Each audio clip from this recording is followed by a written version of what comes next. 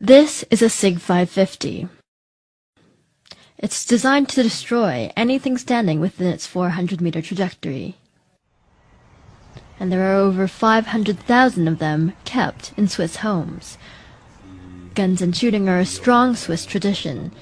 Basic military training is mandatory for young men, and afterwards they're required to keep their weapon at home. Mark Heim is the Ticino representative for the lobby group Protel. Basically, this was my father's military rifle, and of course he got to keep it when he was finished.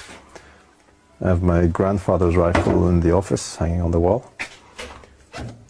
This was mine when I did service, which is quite an old one. It was introduced in 1957. Was used until 1990. And this is my son's. That's the current model. That's what's being used today. That's what we'll be using to shoot the Feldschießen today. The Feldschießen, or Tiro Federale in Campagna as it's known in these parts, is an annual Swiss event, and it's also the largest shooting festival in the world.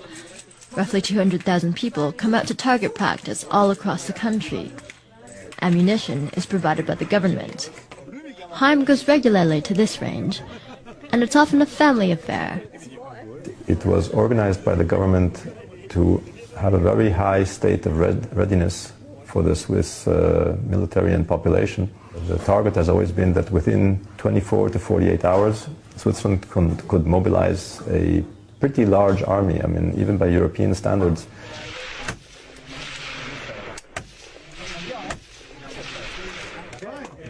But it wasn't the militia that sparked Heim's interest in guns as a young man.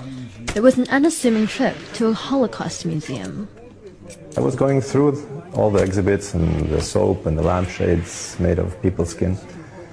And while I was looking, I heard a funny noise, and there was an old woman maybe 2 meters from me, and she was trying not to cry.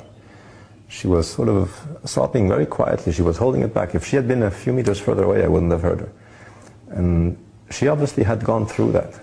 That's when the whole impact of it hit me. And I promised myself I would never be in her situation.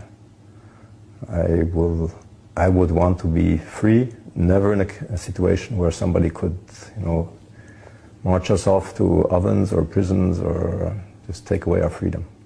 The key to freedom is the ability to be able to defend yourself. And if you don't have the tools to do that, then you are at the mercy of whoever wants to put you away. And the tools for that